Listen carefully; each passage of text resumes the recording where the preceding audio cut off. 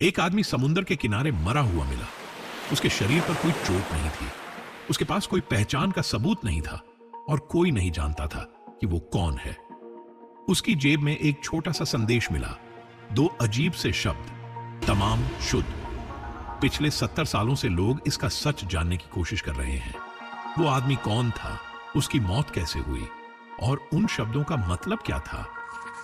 इस वीडियो में हम इस केस को एक एक करके समझाएंगे। हर राज सामने आएगा और तमाम शुद्ध का असली मतलब भी पता चलेगा। हमारे साथ बने रहिए, जवाब सुनकर आप चौंक जाएंगे। भाग 1। एक अनजाना आदमी। 1948 में ऑस्ट्रेलिया के एडिलेड शहर की सोमरटन बीच पर एक आदमी मरा हुआ मिला। वह अच्छे कपड़ों में था, लेकिन उसके पास न तो बटुआ था न कोई पहचान। उसके सारे कपड़ों के लेबल जानबूझकर हटा दिए गए थे।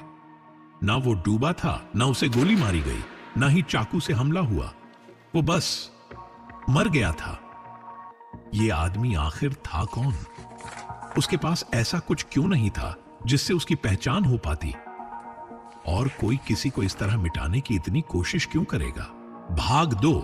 एक छिपा हुआ संदेश। जांच को कई हफ्ते हो चुके थे जब पुलिस को एक चौंकाने वाली चीज मिली। एक बहुत छोटा सा कागज का टुकड़ा जो उस आदमी की पैंट की जेब में गहराई में छुपा हुआ था। उस पर सिर्फ 2 अजीब से शब्द लिखे थे, तमाम शुद्ध। इसका मतलब क्या है?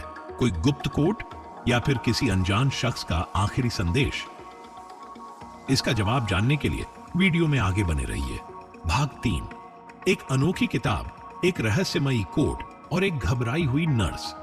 एक स्थानीय शख्स ने अपनी कार की पिछली सीट से मिली एक पुरानी फारसी कविता की किताब पुलिस को दी। उमर खय्याम की रुबाइयात।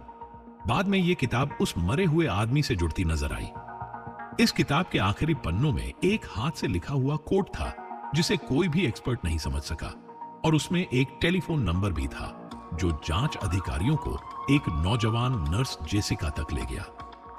जब पुलिस ने उसे उस आदमी का डेथ मास्क, चेहरे का प्लास्टर वाला सांचा दिखाया तो वो लगभग बेहोश हो गई, लेकिन उसने फिर भी यही कहा कि उसने उस आदमी को पहले कभी नहीं देखा।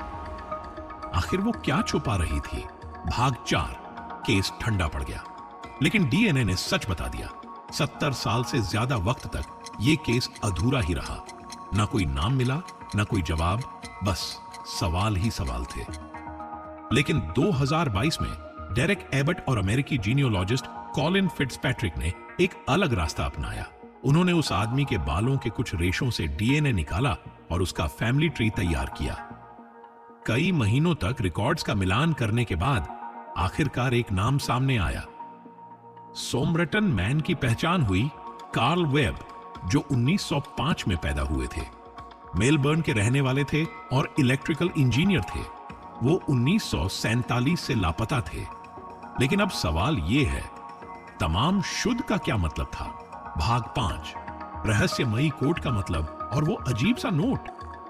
तमाम शुद्ध एक फारसी शब्द है। इसका मतलब होता है सब खत्म हो गया। ये वही आखिरी पंक्ति थी जो रुबाइयात नाम की किताब में लिखी थी। वही किताब जो उस आदमी की मौत से जुड़ी थी। ये किताब किस्मत, मोहब्बत और मौत जैसे मुद्दों पर लिखी गई कविताओं का संग्रह थी। तो क्या ये खुदकुशी थी, एक शायरी जैसा आखिरी अलविदा, या फिर इसके पीछे कोई और बड़ा राज छुपा था?